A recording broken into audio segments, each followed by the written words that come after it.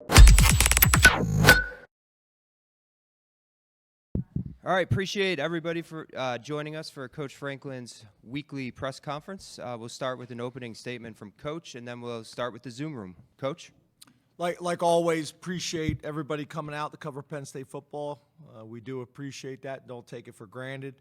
You know, one of the things that we're going to talk about, with the team is this week of football, Thursday through Sunday, shows our staff and our players that you better appreciate winning and what winning takes. You better respect it and you better appreciate it and what winning takes, because it's hard to do. It's hard to do. I want to thank our fans. The environment was phenomenal. It was a great crowd. Obviously, one of the larger crowds, especially for an opening weekend that we've ever had. So that was awesome. What a statement it would be this weekend if we're able to do it again. So challenge all of our fans to come out and let's enjoy another Saturday in Beaver Stadium. And we're very, very appreciative of the environment and the type of support we get. This Saturday is our Thon game. And we'll also be welcoming back and honoring the 1973 undefeated team, celebrating their 50th anniversary. So a bunch of good stuff there. When you talk about the clock, there's been a lot of discussions about the clock in college football. If you go back and look what we averaged last year, what West Virginia averaged last year in terms of plays, we lost 5 plays and they lost 5 plays. So you're talking about a total of 10 plays. I think for the average football fan or person, you probably don't notice it a whole lot. For us, it did feel, I know it sounds crazy, but it did feel dramatically shorter. Especially the first half seemed to fly by. But in terms of just football in general, you're talking about 10 plays. Couple other things. Talking about West Virginia, on offense, Drew Allar was our player of the game. On offense was also the Big Ten Offensive Player of the Week, which is cool. Defensively, Curtis Jacobs. Special teams, Malik McClain. I'd also like to just talk about 2 guys specifically, kind of follow up with Malik McClain. He's been just a wonderful addition to our football family. The guy has got a smile on his face all the time. I mean, literally all the time, in the weight room, walking around campus, going to class. He's done very well academically here. Is trying to help the team be successful in any way. Special teams, obviously played really well in his opening game on offense as well. So he's been a really nice addition and has done a really good job, not just from a production standpoint, but from a cultural standpoint. He's been great. Another young man that we recruited out of high school as well, so we had a pre-existing relationship with. And then the other one is Katron Allen. I just want to make sure that our fans and everybody that follows Penn State closely knows how fortunate we are and how blessed we are to have Katron. In our locker room, we got a ton of respect for him, and so does our staff. We are blessed to be one of these programs that has 2 backs that are 2 of the better backs in all of college football, and we recognize that and we're appreciative of that. D Squad Players of the Week, Jan Mallert and Golden Achumba on offense. On defense, Jace Tuddy and Jake Wilson. And then on special teams, Jason Estrella. Felt like those guys did such a good job all week long in getting our team prepared to go out and play against a good West Virginia team. Some other general notes about the game, positives: no turnovers on offense or special teams. We met our explosive play goal on offense and won the overall battle. 9 different offensive players had receptions, real positive. We played 62 guys in the game, 26 on offense, 26 on defense, and 10 on special teams. And then I thought Caden Saunders, it's probably one of those things that goes unnoticed, but he just looks so comfortable and poised catching the football. And then also, which we haven't done consistently over the last couple of years, being comfortable running up in there in traffic. I thought the one should have been a penalty where there was almost contact with his shoulder as he was running to try to get the ball, and caught it in traffic. That ball gets to the ground, some bad things can happen. It can roll for another 15 yards, but the other thing is it can bounce and hit one of your players and be a turnover. So being able to go up in there and catch the ball in traffic is something really positive to build on. Opportunities for growth. I think it's great that we played so many guys, but the standard is still the standard. Did you play in a way that earned you more reps or less reps based on your performance? We got to create more turnovers through strips and fumbles and obviously INTs, and then consistency in the kicking game. So that's my West Virginia review. Getting on to Delaware. Got a ton of respect for the University of Delaware for a long time. Very successful program.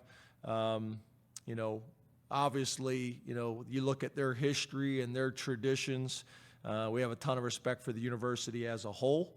Ryan Carty, really is an offensive coordinator, as a head coach with an offensive coordinator background and has done some really good things. 10 returning starters, that's still relevant at this point of the season. Ryan Carty also is the offensive coordinator as well and play caller. They're an RPO spread style offense.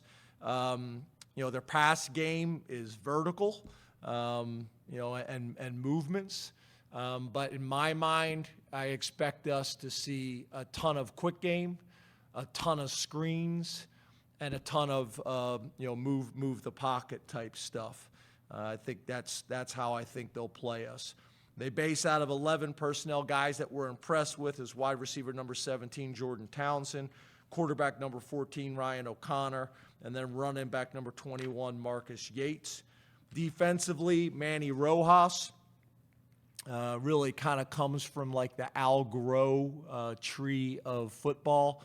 And then you look at them, they've taken some of the Iowa State three safety scheme and kind of merged those two things.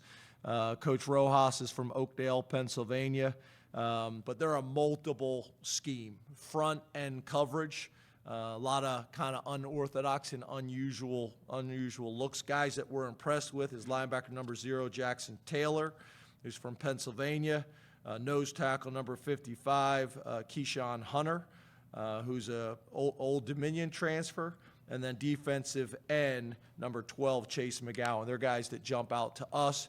And then on special teams, Art Link, not a whole lot of examples. They didn't punt in this last game, so we don't have a whole lot of film on those types of things.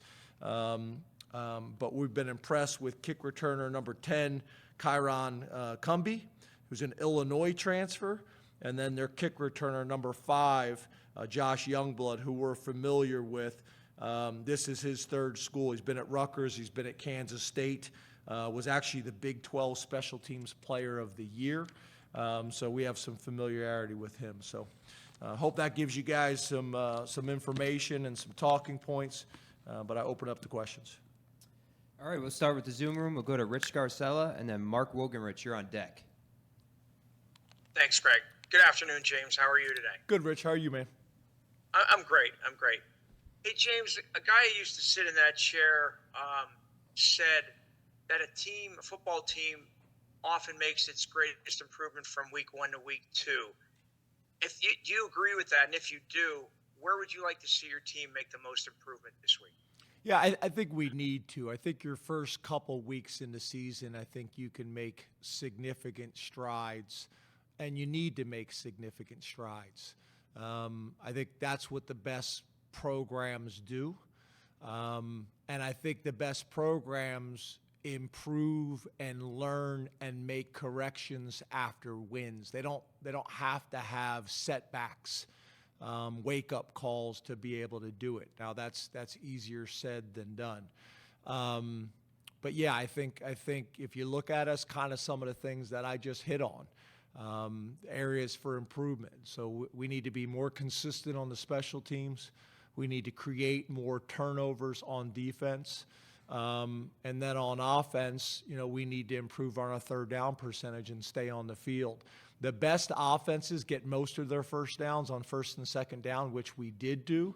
But when you're able to combine that with also being efficient on third down, then you're difficult to deal with. So, the areas I talked about, areas for improvement with us, is really, I guess, what we be focused on, saying what we'd like to see in these next couple weeks, us build on the things we did well and improve in the areas that need to be addressed. Let's go to Mark Wogenrich and then Frank Bodani. You're on deck. Hey, Mark. James, how are you doing? Good, buddy. Appreciate it. You've referenced occasionally the similarities between Bo Prabula and Trace McSorley. What traits, on field and off, do you think they share? Well, I think first of all, it's the mobility. I think is the first thing. I think the other thing is both of them are kind of men of few words. Both of them, had significant impacts at their high schools in terms of winning and having really productive high school careers. I think they also both have really high football IQs, and the game, makes sense to them. So I would say style of play probably more than anything. Bo's obviously a little bit bigger, but I would say style of play and the guys that have the ability to be able to beat you with decision making as well as their legs. We'll go to Frank Bodani and then Mike Gross. You're on deck. Hey, Frank. Hey, good afternoon. How are you? James? Good, man. Your defensive line. Did you get a haircut, Frank? Yes, I did. Look very handsome. Thank you very much. I appreciate that. So your defensive line, how do you think it performed Saturday, especially in the interior? I know some of those guys rebuilt their bodies a little bit, added some weight in the offseason. Is it what you expected? Did you learn anything from those guys? I think good. We needed to get off the field a little bit more on defense, but we played really good defense when it mattered most, and we're able to get off the field. Defensively, if you look, they got the ball out of the quarterback's hands quickly, which was smart. It wasn't a whole lot of traditional drop back pass. I was impressed with that quarterback. The timing, the one throw he made to the tight end on the seam, that ball comes out way before the receivers even looking. So I was impressed with that. But the other thing they did is they were smart. I mean, you look, they had their tight ends chipping our defensive ends a lot. So I think to me that shows respect for our defensive line. And, I have a lot of confidence in that position and how they're being coached. And I think we're going to end up having a very productive year up front. That's going to allow our defense to have the type of success that we need to have. Let's go to Mike Gross and Hey, Donnie Mike. Collins. You're on deck. Hey, Mike. Hi, James. How you doing? Good, man. This is just something I'm kind of curious about more than a newsy thing. The tight end position. Did you say newsy? Yeah. Is that a word? Well, news-ish. Okay. Newsy and news-ish. I love it. I'm glad to be of service in terms of Love it.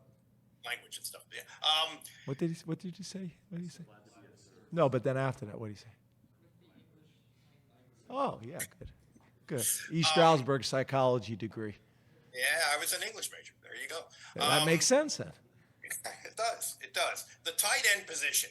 It seems like you make extensive use of that position, multiple tight end sets almost every week. But it seems to me like the way they get used from week to week changes quite a bit. They were a lot of that last week, but for whatever reason, they didn't get targeted much in the passing game. So just talk about that. I'm just curious about that in general, how that works. Obviously, it's somewhat of an opponent-specific thing, but just how you're thinking about how to use the different ways that you use the tight end from week to week. Yeah, I think it's an interesting discussion, not just the tight ends, but in general. And this is things that I think the media asks. These are things sometimes parents will reach out and ask about why, their son didn't get this many touches or why the ball didn't go to them. It's interesting because as a coaching staff, if you look at our notes on Sunday and Monday, it's how do we get the ball to Theo and Tyler. But the reality is, I think our production on Saturday shows that we want to spread the ball around. 9 people touched the ball. But what we're not going to do is we're not just going to force the ball to somebody if they're not open. We did have one specific route that was called that it's going to go to the tight end, and that's the primary throw, and we got sacked on that play. I think there was another throw to the tight ends that got batted down by a defensive lineman. But the reality is, it's like whether it's the running game, we're not just going to hand the ball off and run into a dead look. That's where the RPOs help you, right? So you're not running into a play that pre-snap, you pause the film and say, this run play has no chance to be successful. We're not just going to throw it to a tight end because we want to get them touches. I don't know what their plan was. It may have been to eliminate the tight ends as much as possible from the passing game. But I guess to answer your question, we have a plan to get the ball to our playmakers every single week. But then once you get to the game, you're going to take what the defense gives and not force the ball to any players. It's just not the right thing to do. And that's gonna equal sometimes you rush for 300 yards, other times you throw for 300 yards. That's going to also equate to some games where the tight ends get 12 touches, and there's going to be other games where the tight ends get 2 touches. It's just how the game plays out. And I think when you're a good offense, you have the ability to do that. When you're dependent on 1 or 2 guys or 1 or 2 positions, then you're easier to defend. So I hope that answers that question. But it's interesting that comes up a lot from a lot of different resources. But I can guarantee you, we go into it saying, Theo and Tyler specifically, those 2 guys have shown and earned the right to be a big part of our game plan, and they were. We'll go to Donnie Collins and then Corey. How are we doing, James? Good. How are you, Donnie? Pretty good. What is that hat? Scranton Wilkes-Barre Rail Riders. Love it. Yeah, it's sharp. But I know things don't change in the snap of a finger in football or any sport, but it's when Keandre has that kind of a game in the Rose Bowl. Have you noticed the change in him, not just on the field, but in the room, confidence-wise, and how he's able to lead the group in both ways? Well, I think confidence is a real thing, and it's a powerful thing, right? There's no doubt about it. And I think, obviously, the way this season ended last year, we were able to build on it all spring, all summer, and now, obviously, you love, that he was able to start out really strong and then keep it going, and continue to build on it. So there's no doubt about that's a real thing. I'm probably just most proud of him in terms of his maturity, both on and off the field, his growth as a leader, his growth as a football player, his growth as a competitor, his steady, consistent approach, when it comes to, being a mature teammate and football player. I'm really proud of him. He is thriving academically. He's thriving as a football player. He's earned the respect of the locker room and the coaching staff. And it hasn't always been a smooth ride. I think he's a really good example for a lot of guys that you trust the process, you keep working, and at some point you're going to have that breakthrough moment, and it's going to turn for you. So I am proud of him. Me and his relationship, I think, is really good and really strong. Sometimes with guys like Keandre and a lot of the guys, they don't really get me when they first get here. I'll mess with them, and they can't tell sometimes when I'm kidding and when I'm not. And he's one of these young men. He really knows how to interact with the coaching staff and specifically with me. He knows there's a time and place for everything. And he's going to go on not only this year and have a really big year and be one of the better wide receivers in the Big Ten and in college football, but he's got a bright future, not just in football but in life, because he's learned really good habits while he's here, and he's embraced the program and he's embraced the process. And I will also say, going against guys like Johnny Dixon and Kalen King every single day at practice, iron sharpens iron. It's been impressive to watch those guys compete. Corey Geiger and then Johnny. Good afternoon, James. Hey, Corey. West Virginia's coach made some comments about the last-second touchdown. I wanted to give you a chance to, if you have any response to him, and what's your mindset of getting Bo some playing time and letting your guys run plays versus if you score late, maybe you open yourself up to some level of criticism? Yeah, I guess everybody looks at it differently, right? For me, I believe that my responsibility in those type of situations is to get my twos in the game. But I think once those twos get in the game, then they deserve the right and the chance to play and compete. That's what I believe. I believe that from the opening kick to the last whistle, you compete and you play. Now, if you leave your ones in, that's a different story. Then you should change how you play. And you take knees and you run in situations that you normally wouldn't run in. That's different. But when your twos go in the game, those guys get limited amount of reps.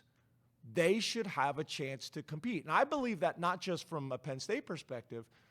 If we're ever in that situation, I see it the same way. This isn't me looking at it just from our view. I got a bunch of other things I could say, but I'm just going to leave it at that. That is my philosophy and our philosophy. I think when our two offense was in there against the majority of their ones, they have the chance to go compete. And I think Bo getting in there and being able to run the offense, they went to cover zero, which it's hard to run when you go cover zero. Bo should have the ability to check to our cover zero plan and have a chance to execute a play that has a chance to be successful against cover zero. And then should have a chance to score. So I'm comfortable with that. I can't do a whole lot more than that, and I'll leave it at that. Johnny McGonigal. Greg? Yes. Okay. Comfortable. I'm coachable. Hey, James. I'm coachable too. Yes, you are. How we doing?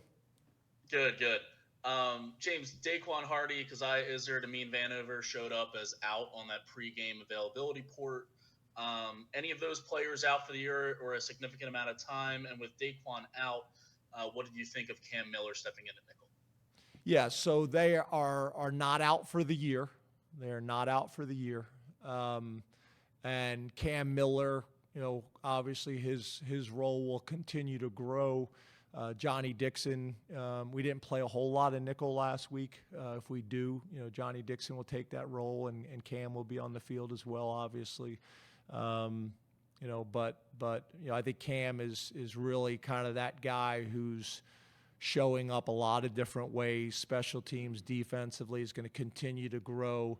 He's a guy that I think is a lot like some guys that we've had in the past, like John Sutherland, where every single day this guy practices and meets and prepares like it's the Super Bowl.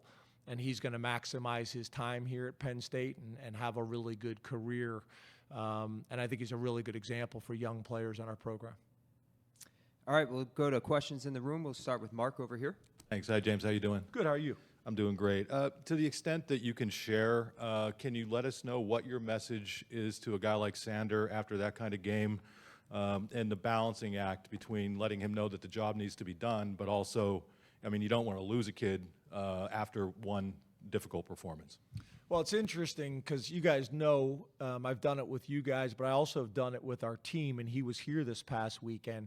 And I tell the Ficken story all the time, and not just for our specialists, but for our team. I think it's a really good example. I mean, I wasn't here his freshman year, but most of you that have been covering Penn State for a while, know that story better than me. But then, my first year on campus, I mean, Ficken couldn't have had a better year.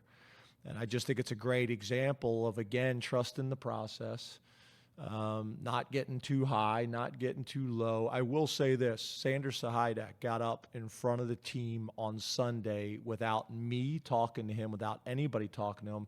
I usually end practice and I say something. He said, "Coach, I got something to say," and got up and just handled himself really well. I was really proud of him as a young man. Like if it was my son, very proud of him. As a member of this team, as a teammate, I just thought he conducted himself really well. I think he's earned everybody's respect, but I thought what he did right there and what he said did it even more. But I would also say, as tight as that competition was all camp, I don't think there was a shock by anybody on our team that when we made the change, because literally it was that close all training camp. But just like Falcons had to keep preparing because you never know when your number's going to get called, Sanders got to do the same thing. We haven't made any decisions at this point, but that's where all of them, as much as you can get them to do it, first team, second team, or third team better be preparing as if they're the starter, because it can change like that. Audrey? Hey, James. Hey, Audrey. What were your impressions after going back and watching it? How do you think Abdul Carter fared? Because obviously some of the things he does don't always show up on the stat sheet. Yeah, I thought he flashed. Maybe didn't have the same type of production in the stat sheet that he's had before, but in terms of being a presence on the field, in terms of allowing us to execute the defense at the level that we wanted to execute at, he allowed us to do those things. But I think you'll see his production, continue all season long, starting this week, just to continue to elevate. I know he's got really high expectations and standards for himself, and so do we. But trust me, we're glad he's in there, and we got to remember he's still a young player. Started as a true freshman, so he's still a young player who's growing and learning. But as we all know, Abdul's one of the best linebackers in college football. Ben. James, how's it going? I'm over here. Hey, Ben. Drew can clearly make throws that other people can't. And I wonder how you balance his ability to do things with the classical quarterback decision-making tree of don't throw across your body, don't throw off your back foot, these things that he can do differently than everyone else. How do you take advantage of that skill set while at the same time not turning him into a quarterback that does too much? Yeah, I think that's a great question. And I think it's a fine line, right? So I would say it's you maybe put it on a degree scale. So what I'm saying is, okay, maybe for most quarterbacks, if you're rolling to your right, you would say never throw back across your body with a crossing route. And I'd still say that is the general rule, but maybe that degree that he can throw is maybe a little bit wider grace period than you'd give for other guys. I still think in general, you don't want to roll to your right and throw way back across the field. But he may have a little bit more wiggle room on that because he's shown the ability to do it. So what we want to do is coach him in things that are time tested, but also not limit his ability to make special throws for our offense as well. So, it's a little bit like the KJ Hamler kickoff return against App State, right? Like, you shouldn't have brought it out. The coaching book said don't bring it out, and I'm on the sideline going, no. And then he makes somebody miss, and then the ball's on the 48-yard line, and you're, yes, and then we go down and score and win. So there's just a fine line to it, and for me to sit here and say that ability doesn't affect the rules for coaches and players, it would not be accurate. Ability plays a part in that. Bob? James, how are you? Good, Bob. How are you? I'm good. A question about two of your offensive guards. How did you think J.B. Nelson did starting at left guard? And I know that Venga, I think, played a lot at right guard. How did you think those two guys did? Yeah, I thought JB played really well. He is a physical guy. We talked about it all training camp. Our defensive line talked about it all training camp. He is a physical dude who can play guard and tackle, so there's flexibility there. There's still a lot of areas where he can grow and get better, but he gives us a presence out there that I think we need. I think he was we do an offensive finisher of the week, and he won that award. In terms of Venga, we have a ton of respect for Venga. We think he's got a very, very bright future and think he did some really nice things while he was in there. I think there's still a ton of growth potential for Venga. And that's going to be kind of our challenge this year is how can we continue to get him as many reps as possible so that he's prepared to be a starter and can play like a starter whenever he's in there and whenever we need him. In the back, Andrew? Coach, back here at the back corner. There you go. Thank you. Sorry, the lights. Oh, I understand, Coach. Challenging. You've seen the tape now. What stuck out when you rewatched the game Sunday or Monday or whenever that you didn't notice on Saturday in person?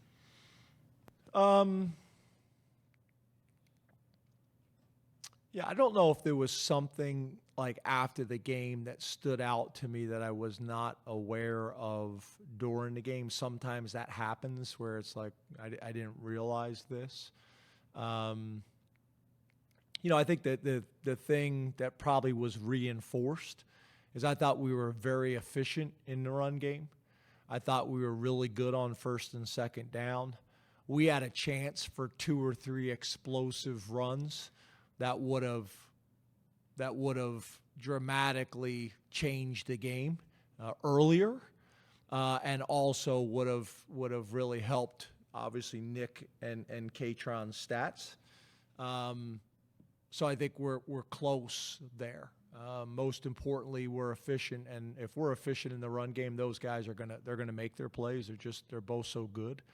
So that probably stood out to me. I thought that during the game, but then you watch it and you watch the end zone cuts and the tight copy film, and you see there was some opportunities there for us. I thought defensively, what stood out to me is we played our best when it was needed most. There's some things that we got to get cleaned up for sure, but when we needed to make plays on defense, we did. So that was important. And then I think back to the point I made earlier is whoever's in the game, the standard's still the same. When we got a lot of those backups in the game on defense against mostly the ones of their offense, the expectation is to still play up to our standard of defense. On the right, Tyler. James, how you Tyler. Going back to the offensive line, a couple linemen that we saw play last year, but kind of in different situations now. Hunter Norzad at center. Curious what your evaluation was of his debut in that starting role. And then Caden Wallace and his return to the starting role at right tackle. Yeah, I think Hunter really had a nice camp. He's got some bumps and bruises right now that we got to get him healed up from, because I think he's one of the better centers in college football when he's 100% healthy, which in college football you're really very rarely, never 100%, but as close to it as possible.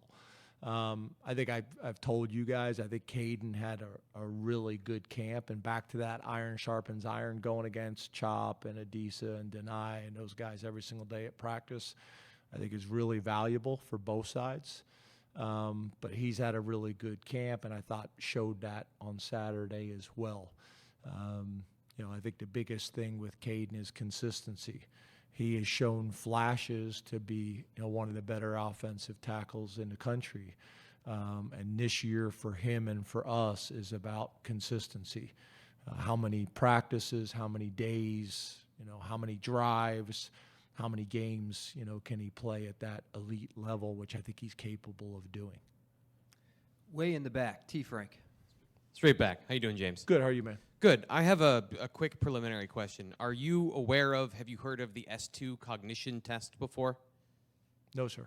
Okay. So aside from that then, Drew's ability to see the field, is it something that you've noticed from him? What is your assessment of his ability to recognize not just where routes are, but where guys are in space? And is it different than other guys you've coached before?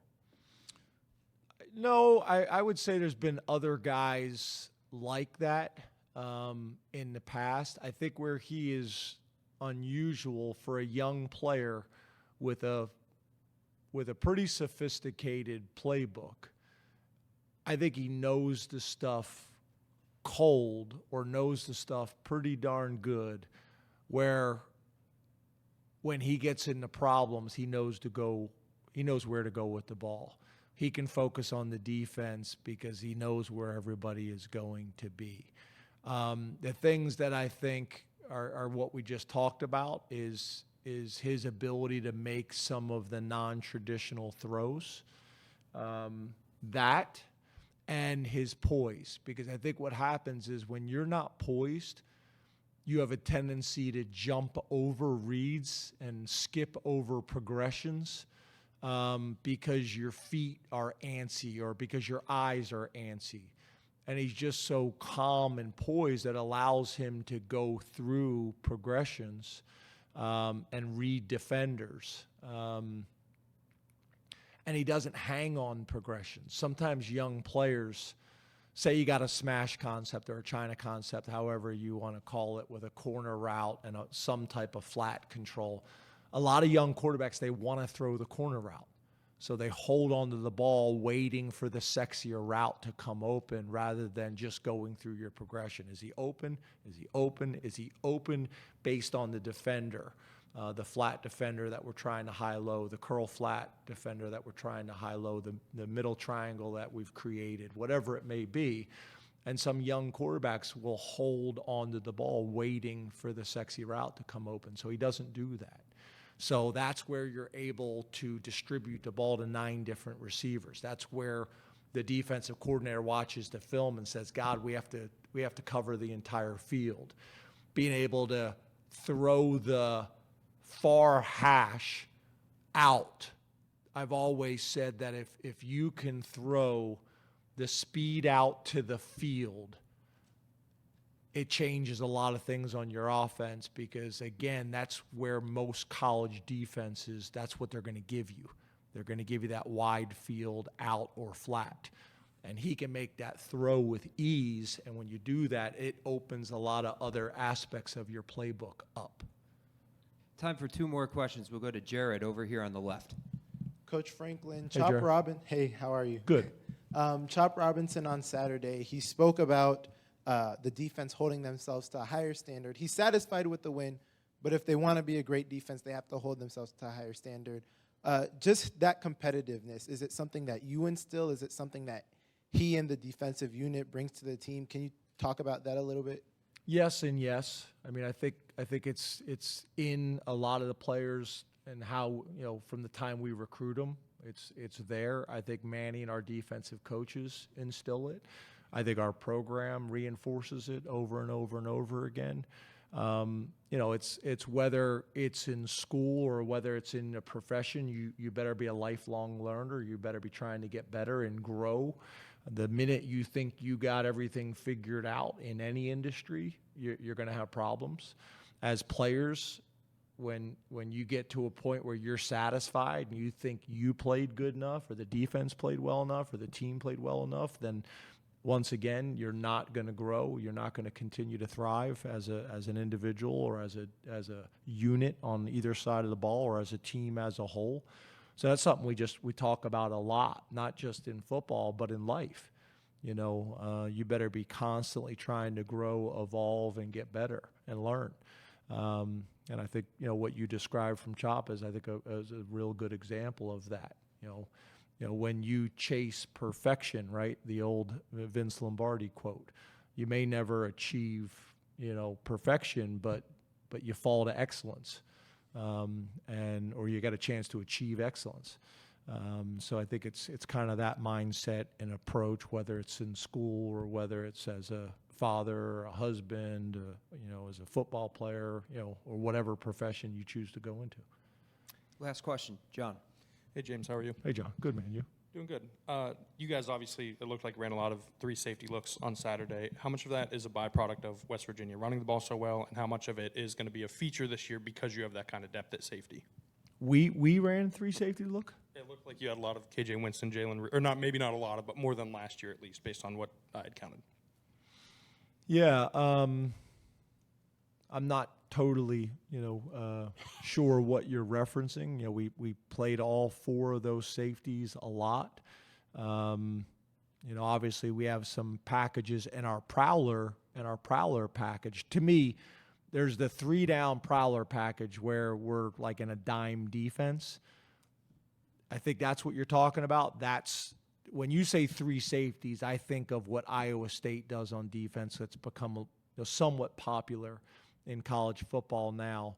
But I think you're referencing what we call our prowler package or our odd front defense that can line up with even spacing at time and allow us on 3rd down to bring some different blitzes or drop 8, show pressure, get them to check to max protect, drop 8, or bring pressures and challenge their protection. So that, yes, it's very similar to last year on 3rd down when we have the ability to, get those guys in there and run that package. Yeah, it plans to be a big part of what we do and how we do it.